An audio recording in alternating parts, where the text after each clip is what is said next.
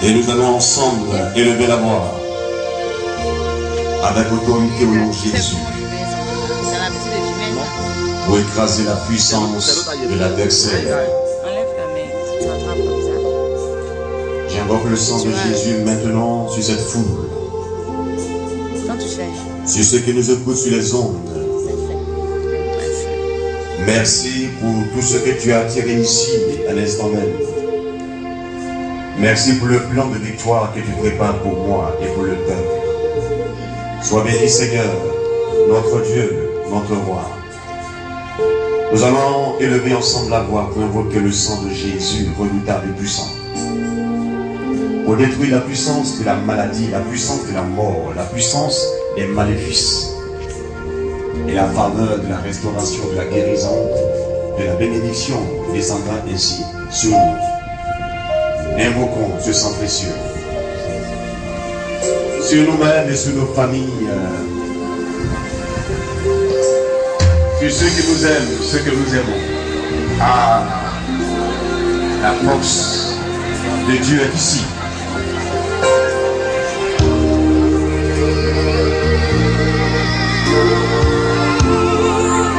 Merci pour le cœur du espoir, Jésus. Merci pour le chant, les narines. Le sang de Jésus,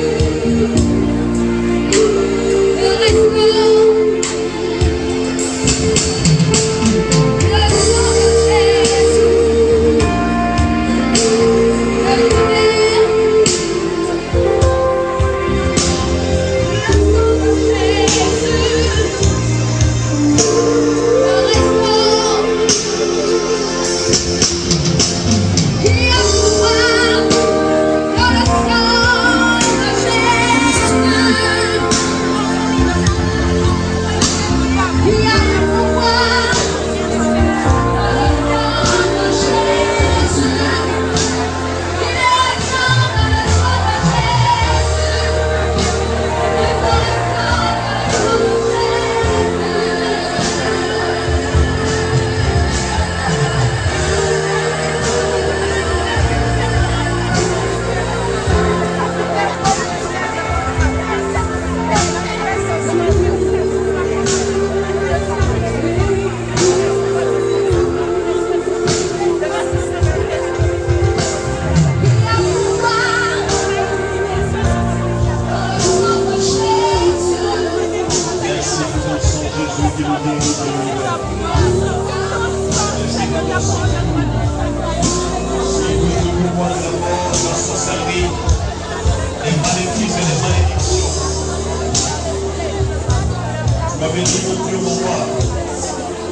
Oh majesté, avant la louange de la gloire, nous te bénissons, nous te rendons grâce, nous te louons Seigneur. Waouh, quelle présence de Dieu, quelle force de l'esprit.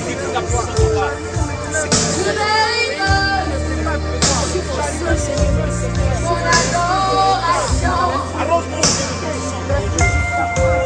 Tu mérites mon adoration. Tu mérites. Yahweh, mon adoration. Yahweh, tu mérites. Yahweh, mon adoration. Yahweh, tu mérites.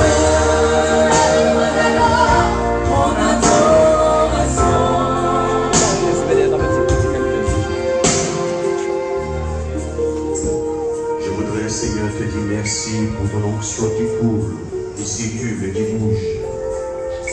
Merci pour le sang précieux de Jésus-Christ, ô Père,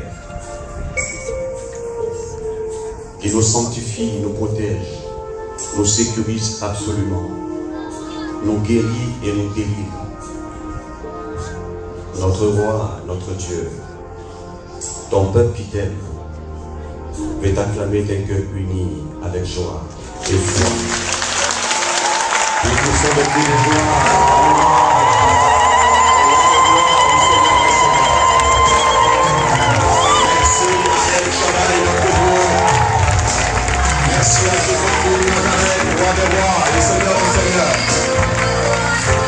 à la grâce, votre Père, présent parmi nous. Merci, merci de qui est avec nous. Merci, Seigneur. Gloire à Dieu. On va acclamer encore Jésus.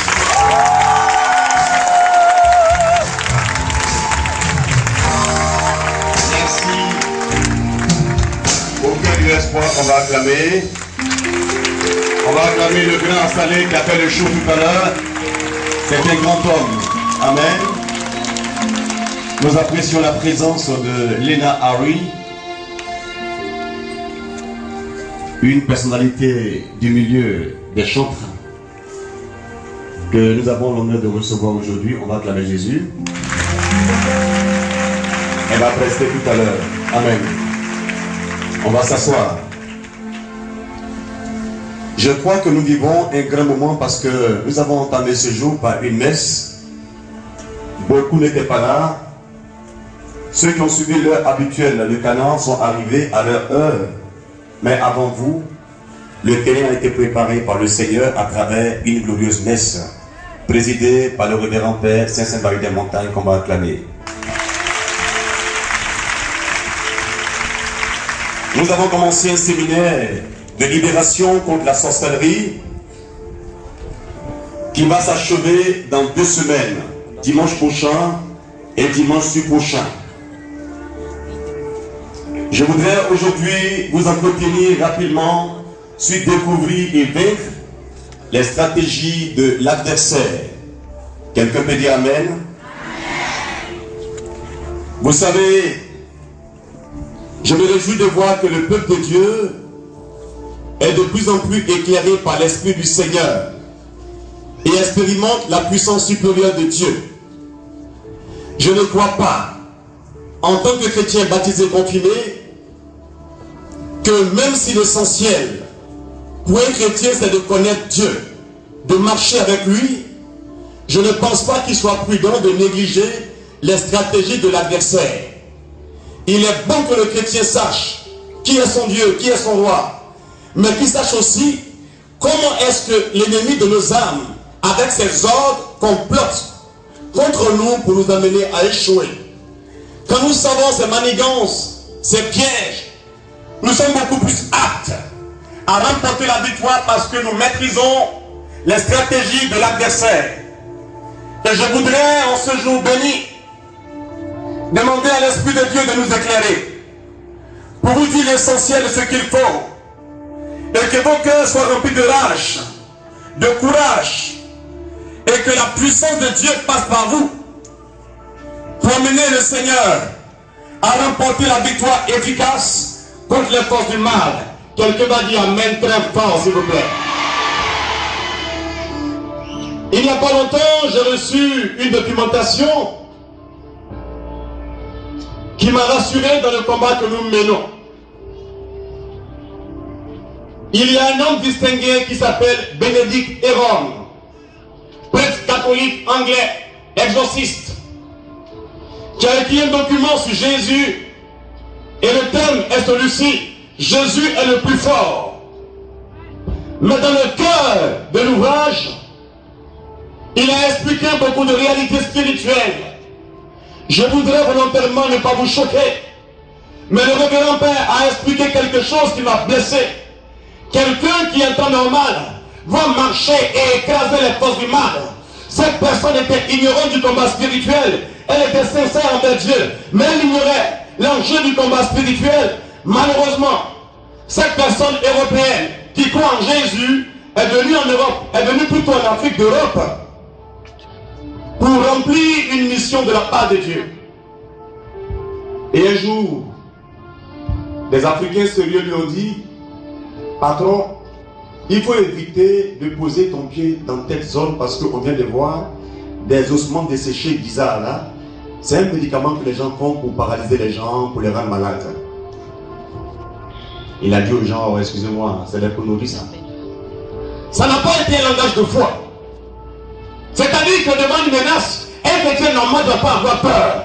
Il peut défier le mal et remporter la victoire, mais on peut mépriser le danger parce qu'on n'est pas soucieux de la réalité du danger, ce n'est pas la foi. Et quand on agit comme ça, c'est dangereux. Et le monsieur a agi avec une mentalité d'occidental, chrétien, qui ne croit ni au diable, ni aux démons, il ne croit pas à la sorcellerie et tout ça. Il a fait ce qu'il voulait faire. Écoutez-moi bien, le révérend père Bénédicte Héron dit, quelque temps après, ce monsieur important est tombé malade. On l'a envoyé dans les hôpitaux en Europe. On l'a soigné 0,0. On l'a amené dans un centre de vieillards pour l'accompagner, pour le suivre 0. Il a fallu qu'un jour, quelqu'un parle au révérend père Bénédicte Héron de ce monsieur et de son histoire. Et le révérend père Héron a été invité là, à aller rencontrer ce monsieur. Il a pris autorité sur ce monsieur chrétien, dans le nom de Jésus. Il a tapé le démon. Là où les médecins ont échoué, là où les spécialistes des vieillards ont échoué, ce monsieur-là a été rétabli, guéri, et depuis ce jour, il a pris au sérieux le combat spirituel. Je voudrais par des témoignages vous amener à savoir les choses. Un médecin chrétien qui croit au combat spirituel a reçu en Angleterre un ensemble de patients, de malades. Et comme la liste était longue, ce monsieur prenait sa foi au sérieux. Il s'est permis de dire à une amie venue le voir pour la consultation médicale: voici un document pour passer le temps. C'était une Bible. Écoutez-moi bien. Le père Bénédicte Héron, il est encore en vie. Il est anglais. Il est exorciste. Quand la dame a attrapé la Bible, ce n'est pas une histoire drôle. Ce n'est pas une légende. Quand la dame a attrapé la Bible s'est mise à s'enflammer. Le feu a pris la Bible automatiquement. Est-ce que la Bible est maudite? Non. Mais pourquoi la Bible prend feu? Elle ne comprenait rien et le monsieur était perturbé. Et il va appeler le révérend père Héron parce qu'il est exorciste. Il dit: mon ami, je vis un cas ici qui est bizarre, qui dépasse ma compétence médicale. Et le père Héron, il croit au diable, mais il est intellectuel. Il n'a pas cru en l'histoire. Il prend la dame, on l'amène ailleurs, et on lui donne, je crois, en tout cas un document d'église, mais qui n'était pas une Bible. Le même phénomène s'est produit sous les yeux de Bénédicte Héron.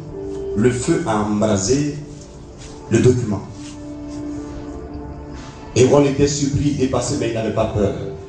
Il est resté serein. Et il va commencer une écoute spirituelle, là, avant de commencer à prier. Et dans l'échange avec la dame, qu'est-ce qui s'est passé? Vous serez surpris. Ce n'est pas que la dame est allée invoquer les esprits de mort, esprits de feu, non. C'est une dame chrétienne, mais qui était ignorante de la stratégie du diable. Qu'est-ce qu'elle a fait? Quelqu'un l'avait blessé, et le cœur de la chrétienne avait gardé rancune dans son âme. La rage était tellement forte que le sang était en feu au niveau mystique, et la blessure du péché, la blessure de la rancœur a déchiré l'âme, et l'âme a reçu une infestation démoniaque, une influence satanique, et cette dame était habitée par une autorité satanique, elle ne savait même pas. Il a fallu que la Bible, qui porte le message de la victoire, de l'amour, rentre en contact avec elle, et la main qui avait saisi l'ouvrage a véhiculé la puissance de haine qui a rencontré la puissance d'amour, et il n'y a pas match, il y a réaction. Quelque chose de bizarre s'est produit. Et le père va dire à cette dame: ne jouez pas avec la rancune, ne jouez pas avec la haine. Celui qui manipule la haine dans son cœur se met en danger et se laisse ainsi infester. Il va exercer alors la prière de délivrance sur cette dame, simplement. Quelque temps après, elle a été libérée. On lui donne une Bible, elle attrape la Bible, rien. Ouvrage chrétien, elle attrape 0. Ce que hier, elle avait du mal à faire. Maintenant, elle le fait simplement parce que Dieu était passé par là. Elle avait reçu une libération à cause d'une maladie causée par la rancune. La stratégie que le démon va employer, mon ami qui m'entend bien, lorsque tu vas apprendre que c'est mauvais d'aller construire les péticheurs, c'est dangereux d'invoquer l'esprit des morts, il fera en sorte que ton cœur soit manipulé par la rancœur. Quand un frère va te blesser gravement, la rage sera tellement grande en toi qu'il y a des fois, quand tu penses à la personne qui t'a blessé, tu as du mal à respirer. Vrai ou faux? Pourquoi tu as du mal à respirer? Quand tu as trop mal au cœur. Parce que la rancœur qui est en toi est contraire à la vie. Quand quelqu'un garde dans son âme la rancœur, son âme est déchirée et la force vitale qui est en toi sort mystiquement. Et la défaite se signale sur ton terrain.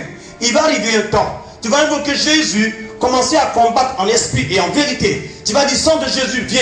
Apocalypse 12 déclare que les anges ont vaincu Satan par le sang de l'agneau. Tu vas invoquer le sang de l'agneau, tu n'auras aucune victoire. Tu vas invoquer le nom de Jésus, aucune victoire. Tu vas prendre l'eau bénite pour travailler avec ça, zéro. Parce que l'essentiel n'est pas là, Dieu n'est pas assis dans ton cœur. Ton cœur l'a chassé parce que le cœur a accepté les ténèbres de la rancune. Ce n'est pas un jeu. C'est un piège subtil, efficace, qui n'est pas extraordinaire, mais qui arrive à maintenir beaucoup en captivité. Et le Père Aaron dit, pour recevoir une vraie délivrance, il faut que la personne fasse la paix, la réconciliation avec Dieu et la réconciliation avec ses frères. Quelqu'un peut dire amen, non, que j'entends bien. C'est pourquoi vous verrez, il y a des moments où Dieu a envie de vous bénir. Qu'il m'excuse, il y a un de mes fils il n'y a pas longtemps, il devrait voyager, aller en Europe. Et puis sa grande sœur qui l'avait invité pour aller en Europe a posé un acte qui l'a blessé. Et comme lui, il est très sensible au choc, il s'est mis en colère. Dans sa colère, il envoie une texto à sa grande sœur qui a été blessée par son texto. Et elle aussi a réagi, elle envoie un SMS qui l'a blessé aussi. Et leur palabre de frères et sœurs, je parle de mon fils spirituel, ça l'a amené à la PJ. Sa sœur est en France, il est ici. La rage de la colère l'a amené à aller porter plainte contre lui à la PJ sur une affaire qui était tellement simple, mais elle a manipulé les événements parce que son cœur était blessé. Et lui aussi blessé, s'est mis à discuter avec les policiers. Mais heureusement, on n'a pas tiré sur lui. Mais il a passé une longue journée à la police.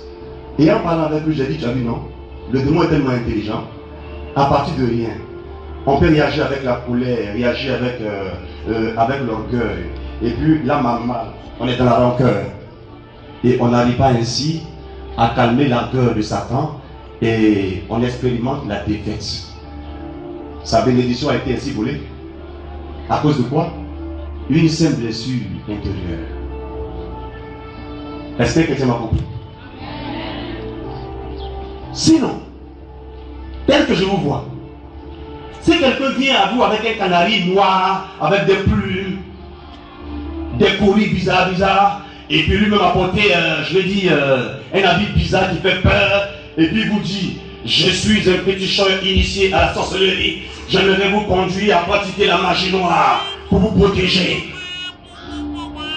Personne parmi vous ne sera responsable pour dire oui, je te suis, vrai ou faux. Si quelqu'un vient te voir en veste et puis te dit, j'appartiens à une loge ésotérique, franc-maçon, rose-croix, je t'invite à me suivre. Tu vas dire, je ne veux pas. Mais quand la blessure intérieure vient en toi, là tu penses que c'est normal, c'est naturel. Même quand tu dors là, tu n'arrives même pas à fermer les yeux vraiment. Tu te couches, tout se renverse en toi, tu commences à pleurnicher, tu as mal. Tu te dis, mais pourquoi le gars là m'a fait ça? C'est la foutaise. Ou bien tu te dis, mais comment un chrétien normal comme ça peut se lever, me choquer, me blesser pour rien, alors que je n'ai rien fait? Parce que le démon sait que si ce n'est pas par là, il ne pourra pas arriver à t'avoir. Et il y a des hommes, des femmes qui sont devant moi, qui me regardent, qui savent que le combat spirituel existe. Mais quand le démon passe par la voie de la blessure intérieure, la rancune demeure en vous. Et vous commencez à vous justifier. Certains vont dire, non, je ne suis pas en colère en tant que tel, mais je n'aime pas ça, c'est tout. Voilà, je n'aime pas les trucs comme ça, là, c'est tout. Et tu n'arrives même plus à parler avec ton propre frère.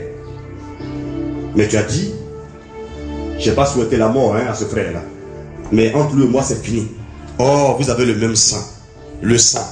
Le sang a un pouvoir mystérieux. Regarde, quand tu es en colère, ton sang se met à circuler comme ça rapidement, alors qu'il n'y a aucun moteur qui a mis en mouvement ce cœur-là. Une simple colère met en mouvement la circulation du sang, accélère la vitesse. Quand deux frères sont en colère, l'un contre l'autre, le sang émet des ondes. Et les ondes la parlent à la terre, parlent à l'air, pour invoquer quelque chose de leur part. Quand un frère est en colère contre son frère, même s'il n'a pas maudit, mais quand son cœur est en rage, à cause de la rancune, la personne met son frère en cage. C'est une loi. Mais personne ne pourra savoir ça pour dire, attention, j'ai commencé à marcher avec les sorciers.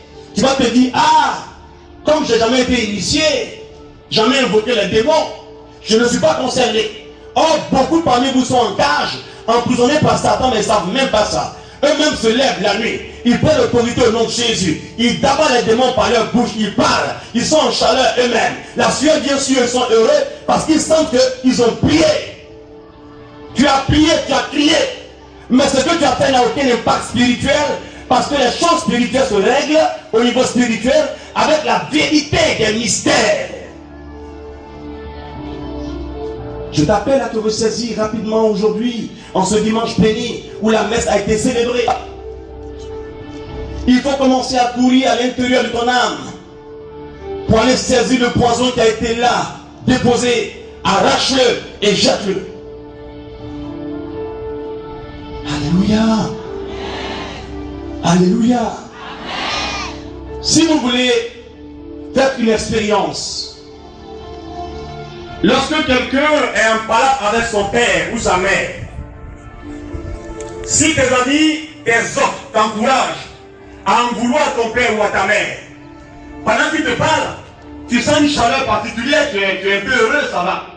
Mais dès qu'ils s'en vont, il y a une tristesse qui vient t'habiter forcément. Quand on prie pour toi, tu peux tomber, tu sens que ça va un peu. Mais quand tu vas à la maison, tu sens encore la tristesse. Ce que tu ressens encore comme tristesse est un signal de l'âme pour te dire, je me porte très très mal. Malgré la prière qui a été faite, je me porte très très mal. Mais le jour où tu vas entrer dans une vraie réconciliation avec ton père ou ta mère, même sans prière, tu vas ressentir une joie qui va t'animer. Oh Dieu dit, Jésus dit, je vous laisse ma joie, je vous laisse ma paix, pas à la manière du monde. Ça veut dire que quand Dieu est avec toi, tu ressens en toi un repos intérieur, un réconfort intérieur. Mais pourquoi tu es triste? Pourquoi tu n'es pas heureux? Parce qu'en vérité, Dieu n'habite pas chez toi. En vérité, tu aimes Dieu. Tu as pris les photos de Dieu avec toi. Tu as un souvenir sur Dieu. Mais tu n'es pas avec Dieu. Mais tu marches avec la photo de Dieu. Tu n'es pas avec Dieu, l'original. Tant que l'expérience vraie n'est pas vécue avec Jésus, tu ne pourras pas remporter la victoire qui s'impose à toi. J'aimerais savoir si un chrétien m'a entendu qui dit Amen. Amen. S'il te plaît, il faut dire Amen sérieusement.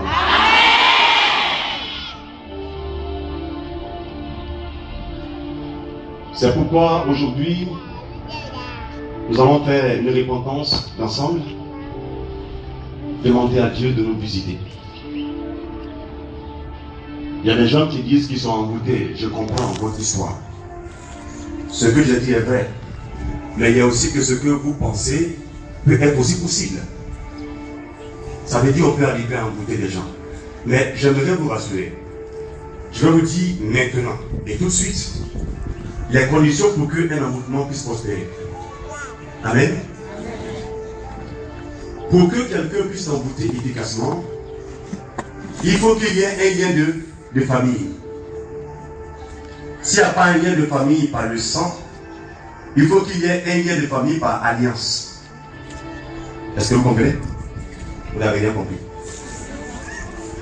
Le lien de famille par alliance ou par le sang, c'est quoi? Quand vous naissez d'un même père, d'une même mère, plutôt d'une même mère, ou bien d'un père et d'une mère ensemble, vous êtes frères germains, frères consanguins, frères utérins, vous avez un lien par le sang. Quand tu maries une femme, elle n'est pas ta sœur, mais elle devient alliée à la famille. Ok? De la même manière qu'il y a adoption, l'aliment que vous donnez à l'enfant, ou bien la tétée, quand tu commences à allaiter un enfant qui n'est pas pour toi, ça crée un lien. Et ce lien-là donne une autorité spirituelle. Tu m'as compris? Ça fait que toutes les formes d'ingratitude de celui qui est en position de fragilité envers l'autorité, si l'autorité est en colère contre toi, son soupir, ses murmures attirent sur toi une forme de malédiction qui peut s'apparenter à un envoûtement. Amen. Amen. Si un parent prend tes vêtements, un parent prend un objet qui t'appartient, un parent prend tes ongles, tes cheveux, ou quelque chose qui t'a touché et t'envoûte, l'envoûtement a un impact facile et rapide. Alléluia. Alléluia. Alléluia. Si ce n'est pas un parent, ça devient compliqué. Quelqu'un qui t'en veut et qui veut t'envoûter a besoin du support d'un membre de ta famille pour arriver facilement à t'envoûter. Amen. C'est la première fois. Mais en dehors des liens de sang ou des liens par alliance que j'ai expliqué, on peut recevoir des envoûtements faciles lorsque la personne qui est visée s'est habituée à fréquenter les féticheurs, les marabouts, les occultistes. Quand tu vas voir un mage blanc ou mage noir, celui qui pratique la magie blanche ou la magie noire, tu vas voir un occultiste, tu vas voir un féticheur, tu vas voir un expert de vaudou. Tu l'as vu une seule fois. S'il n'y a pas eu une prière d'exorcisme pour toi, de libération pour toi, il y a un contact entre cette personne dans leur registre là. Ton nom est inscrit sur la catégorie des hommes qu'on peut envoûter sans lien de sang ou lien par alliance. Tu n'as pas compris, on dirait. En temps normal, là, celui qui te poursuit, qui t'a maudit, qui veut t'envoûter, il ne réussit pas. Mais le jour où il va recevoir l'information que toi, tu allais consulter une seule fois, il peut partir de cette base pour arriver maintenant à t'envoûter. Tu avais peur pour rien avant, parce que tu ne fréquentais pas les marabouts, les féticheurs, ou bien la grosse foi, les sciences ésotériques. Maintenant, il faut avoir peur, parce que tu as commencé à les fréquenter. Quelqu'un qui est puissant va t'envoûter, ça va marcher. Qui m'a compris? Troisième voie. Il n'y a pas eu consultation. Il n'y a pas eu sponsor d'un membre de la famille. Mais quelqu'un peut t'envoûter en remplissant des conditions. Ce qu'on appelle le prétexte ou l'alibi valable. L'alibi valable ou le prétexte valable. Ça veut dire quoi? C'est ici, je l'ai expliqué ou ailleurs, je ne sais pas. Quand par exemple, un homme suit une femme, il veut coucher avec elle. La femme dit non, je ne veux pas, je suis chrétienne. Mais l'homme a l'argent. Et la femme s'arrange pour faire croire à l'homme qu'elle va coucher avec lui s'il donne l'argent. Quand il donne l'argent et qu'elle refuse, il est capable de l'embouter, ça a marché. Alibi valable. Parce qu'en tant qu'homme envoûteur, pendant qu'il donne l'argent, il connaît la loi qui régit le monde. Il prend l'argent et dans son cœur il dit, ce que je donne est un contrat que je fais avec l'âme de cette sœur. Il prend quelque chose de moi et moi je prends quelque chose d'elle. Et dans son esprit il pense à ton corps. Et le contrat est ainsi fait, ça devient une alliance entre toi et lui qu'on appelle un pacte. Un pacte tacite, un pacte réel, un pacte valable. Entre toi et lui, il y a un pacte. Tu veux, tu ne veux pas. Tu es enfant de cœur. Tu es ami du curé. On a prié pour toi en larmes. Peu importe. Si le gars en question t'envoûte pour te coucher et coucher avec toi, ça marchera.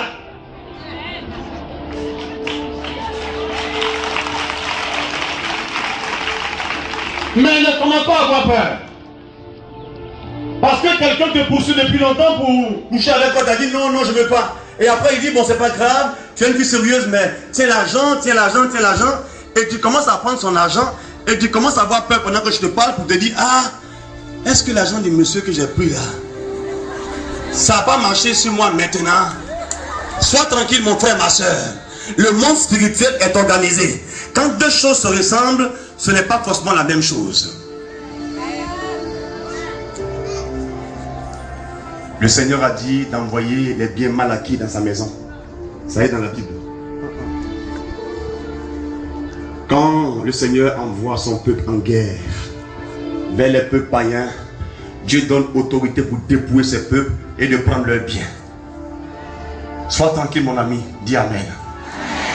Je vais te rassurer ma soeur qui m'entend aujourd'hui sur les hommes ou maintenant même. Quand un garçon t'a poursuivi et puis tu lui as dit ouvertement, je ne veux pas parce que je suis chrétienne. Et puis tu suis, il veut te piéger. Il te dit tiens l'argent. Tu dis non, je ne veux pas. Si c'est pour coucher avec toi, je ne veux pas. Il dit non, c'est pas ça, c'est cadeau. Si tu es serré et que tu n'as pas l'argent, mais tu as dit à ce monsieur que tu es chrétien, et malgré ça il apporte l'argent, Dieu n'envoie jamais l'argent par le ciel, il passe par les gens pour te bénir toujours. Alléluia. C'est un impie que Dieu est en train de dépouiller pour toi. Ça se fait. J'ai une vie spirituelle qui était sérieuse. Maintenant, elle est tellement occupée qu'elle n'a pas le temps dimanche, c'est vrai. Très très occupée. Elle est sérieuse. Il y a un monsieur marié qui l'a poursuivi pendant un bon moment, un monsieur sérieux. Hein? Il dit franchement, quand il la voit, il sent quelque chose. Le monsieur fait tout. Elle dit non. Il fait tout. Elle dit non. Son argent est beaucoup. Elle dit non. Il lui propose tant. Elle dit non. Il a tout essayé jusqu'à... Elle dit non, non, non, non. Et le monsieur dit vraiment, tu es une bonne fille. J'aimerais te prendre comme une nièce, comme une fille, pour vraiment m'occuper de toi. Elle m'a appelé pour dire, est-ce que je peux laisser le monsieur me gérer financièrement et tout ça? J'ai dit, oui ma fille. Parce que tout a été clair entre vous deux. Aujourd'hui où je vous parle, le monsieur n'a jamais couché avec elle. Depuis au moins 2 ans, il ne parle même plus de coucher avec elle. Il la respecte. Il l'aime comme son enfant. Et à cause de ce monsieur, aujourd'hui, cette soeur qui vient d'avoir son BTS a maintenant une entreprise qu'elle gère, ça marche bien, elle est prospère. Elle se sent bien. Son cœur est devenu bien sérieux comme ça. Parce qu'elle a marché avec Dieu, Dieu l'a béni par une main étrangère. Alléluia. Donc sois rassuré. Si quelqu'un envoie l'argent, j'entends dire, ne prenez pas l'argent n'importe comment. Est-ce que vous savez d'où l'argent vient? Quelqu'un peut tuer l'homme, braquer les banques, et puis il envoie l'argent à l'église. Est-ce que le père sait d'où l'argent vient? Si le père dit non, je ne veux pas, le père là, il ne sait pas que Dieu le bénit. Il sera pauvre dans la galère pour rien. Si une fille se prostitue et puis ce qu'on lui donne là, elle envoie dans l'église là, ça ne pose aucun problème à l'église parce que Dieu a établi une loi. Ce sont les brebis, les paroissiens, les diocésains qui doivent apporter de l'argent dans la maison de Dieu. C'est la loi. Le père n'a envoyé personne pour aller chercher l'argent sale. Mais il demande l'argent à ses enfants pour venir. Quand vous venez, l'argent est sanctifié automatiquement au niveau du père. Mais toi qui as envoyé ça là, tu es responsable devant Dieu et ta conscience. Parce que la loi, c'est la loi. Beaucoup se disent, il faut faire attention. Quand Dieu veut te bénir financièrement, le démon est tellement rusé qu'il peut venir se coller à ton esprit. Tu vois une fille qui mange une homme comme ça, elle dit, papa, bonjour, tiens un don. Et puis une fois, te dit, il y a comme elle a habillé là. Tu as pas son argent. C'est le diable qui t'apparaît. Ça fait rire, mais c'est sérieux. Hein? Le démon est subtil. Tu as prié Dieu pour quelque chose et puis l'argent vient. Tu commences à regarder le style de ceux qui sont habillés pour prendre leur argent ou pas. C'est une erreur. Écoute la voix de Dieu dans ton cœur. Tu vas sentir une paix qui te rassure.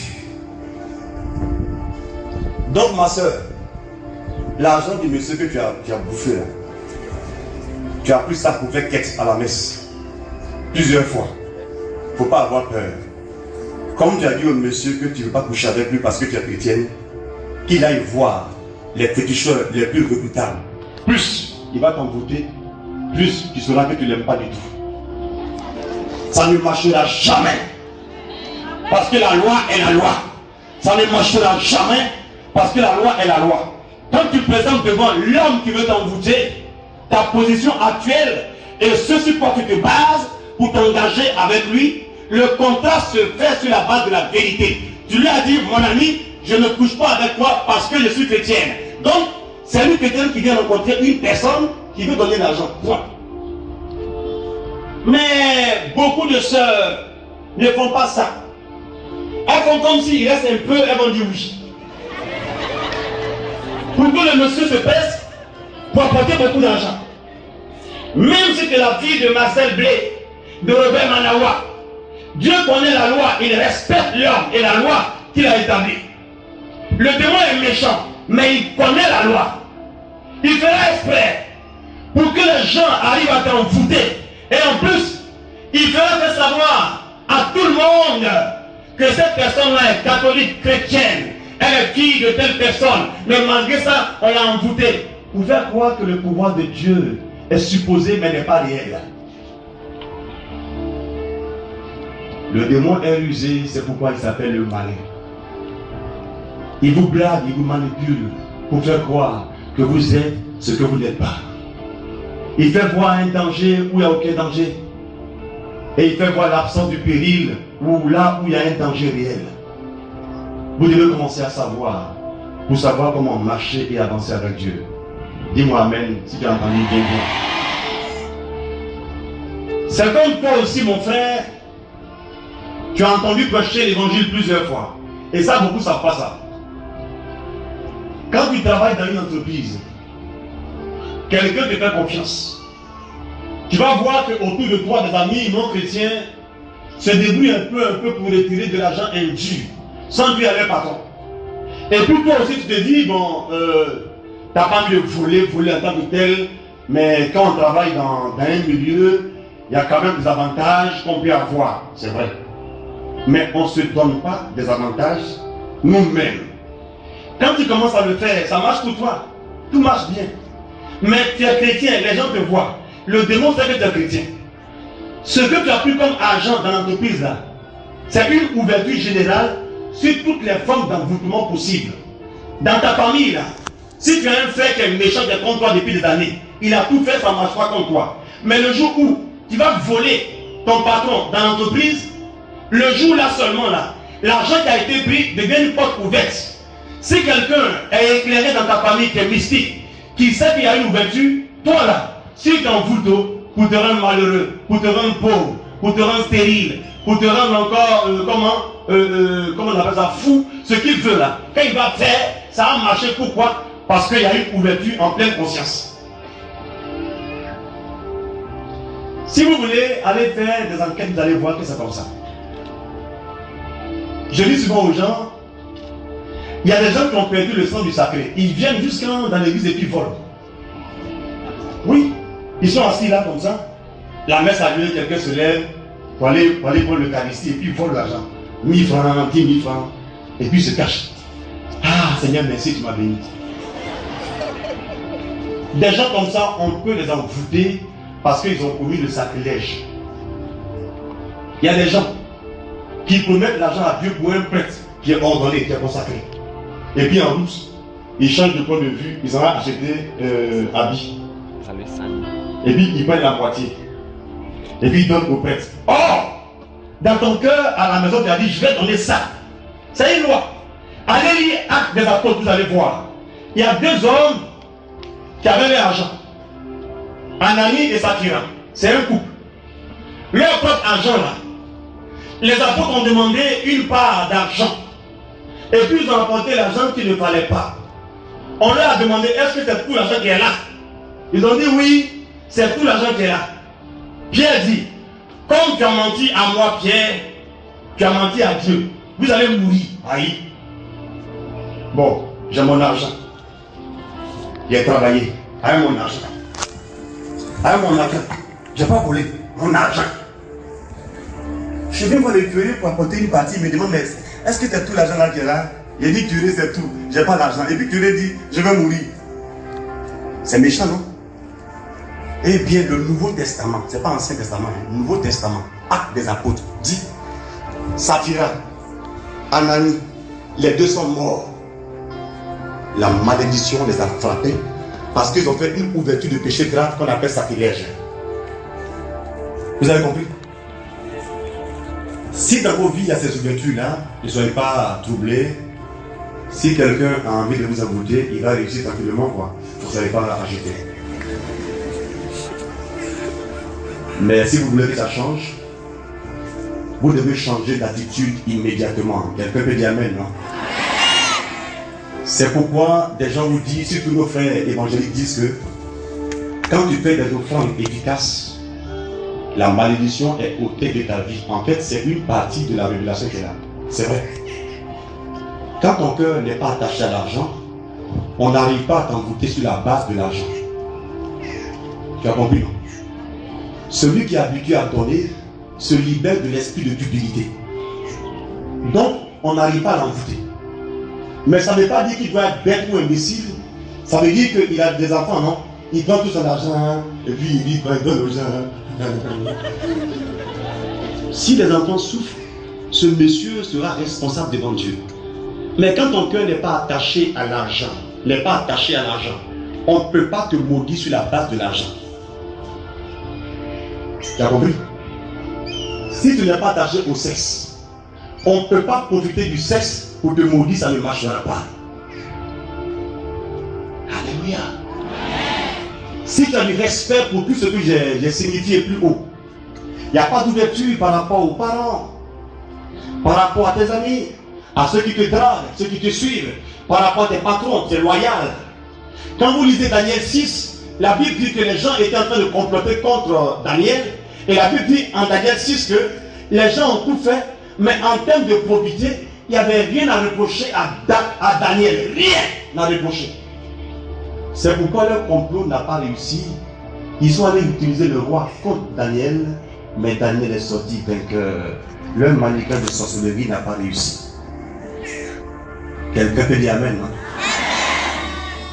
Je vous mets au défi. Allez-y regarder partout où vous voulez.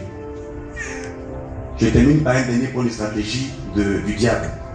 Il n'agit pas avec ce qui est effrayant. Le père d'Iran disait, mon fils, le démon est très rusé. Quand vous priez, les gens tombent et crient là. Généralement, le diable n'est pas là. Parce que le diable aime se cacher. Il n'aime pas se montrer. Il aime se cacher. C'est dans les petites choses qu'il se révèle. Et parmi ces petites choses-là, voici un dernier point. Je vous mets au défi. Allez mener des enquêtes où vous voulez. Vous prenez le cas de l'église même. Un prêtre, il peut commettre beaucoup de péchés, Dieu aura pitié. Mais, menez une enquête.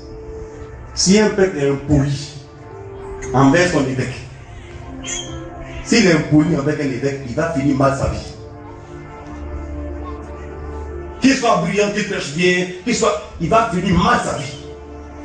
Allez prendre un laïc, qu'il soit comment, un prédicateur très charismatique, très connu. S'il est impoli envers un prêtre, même s'il est jeune, vous allez voir, il ne pourra pas arriver loin. Sur sa vie, il va avoir forcément un scandale et sa vie va finir dans des déboires extraordinaires. Parce que la loi est la loi. La rébellion à l'autorité établie attire toujours une malédiction. Romains chapitre 13. Vous ne comprenez rien, on dirait. C'est pourquoi Dieu t'a aidé. Tu vis la chasteté. Mais le démon t'a aidé. Tu es impoli. Vous verrez beaucoup d'hommes, surtout dans le Coran, beaucoup de maîtres de cœur impolis parce qu'ils portent le nom de maîtres de cœur. Ils pensent qu'ils sont maîtres du cœur des gens et puis de l'église. Sérieusement. Oui, c'est Martin qui parle. Il y a beaucoup de maîtres de cœur impolis. Impolis. Il y a des maîtres de cœur à cause de leur poing sur leur bras. Leur poing là, quand ça pousse beaucoup sur leur bras. Ils sont programmés pour chanter. Quand ils ont un gombo là, quelque part, ils disent au curé qu'ils ne viennent pas chanter la messe. C'est pourquoi ce maître de cœur là, tôt ou tard, si ce n'est pas récompensé, il va mal terminer sa vie. Et il va dire, les sorciers sont contre moi. Oh, c'est quelqu'un qui t'a maudit comme ça, doucement, il ne te connaît même pas bien. Il t'a maudit comme ça, d'amusement. Et bien le démon a exécuté ça. Parce que simplement, tu es sous le courroux de la malédiction attachée à la rébellion. Romains chapitre 13. Une femme impolie envers son mari ne va pas aller loin.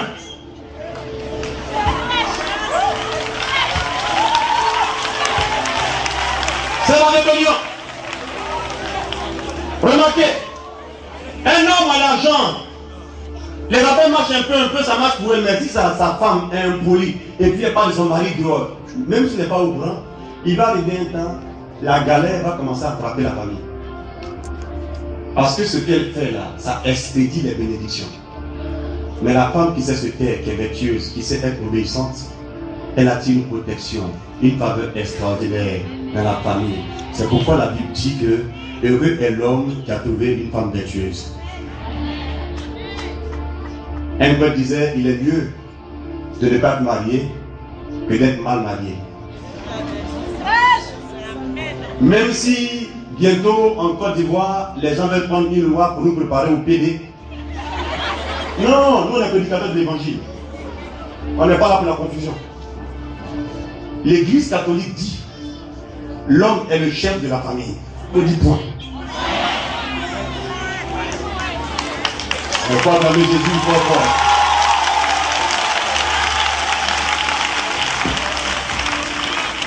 Mais ne faites pas dire à Dieu ce qu'il n'a pas dit. Quand Dieu te dit que tu es chef là, c'est grave, hein? Ça veut dire que tu dois apprendre à être le plus petit. Et Jésus lave les pieds des apôtres. Les gens disent non, ne nous touche pas. Il dit non, que le plus grand soit le plus petit. Il y a des garçons, à cause de la dureté de leur poil sur le bras, ils n'ont jamais dit de toute leur vie, avec leur bouche là, demander pardon un seul jour à leur femme. Tu es tellement orgueilleux. Celui qui est orgueilleux est raide. Celui qui est raide peut être cassé. Mais celui qui est humble, de l'humilité, devient quelqu'un qui est dans l'humidité de l'esprit et peut se plier sans se casser. Ton orgueil fera en sorte que ta famille va entrer dans la désolation totale. Mais si tu es humble et que ton cœur est ainsi ouvert à Dieu, la bénédiction du Seigneur viendra sur ta famille parce que l'humilité précède la gloire. Toutes ces choses-là, ce sont des stratégies de l'adversaire que beaucoup ne savent pas. On est habitué aux envoûtements ordinaires.